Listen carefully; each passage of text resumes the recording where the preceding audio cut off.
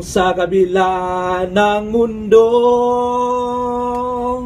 mahal na mahal ko kayo. Mga anak ko, pagbutihan ninyo sa pag-aaral para umasinso at magiging tunay na Pilipino.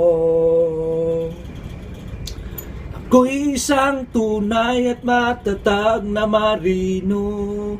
Sana'y sundin ninyo ang pangako sa harap ng isang santo na kayo'y magmahalan sa hirap at sa ginhawa man.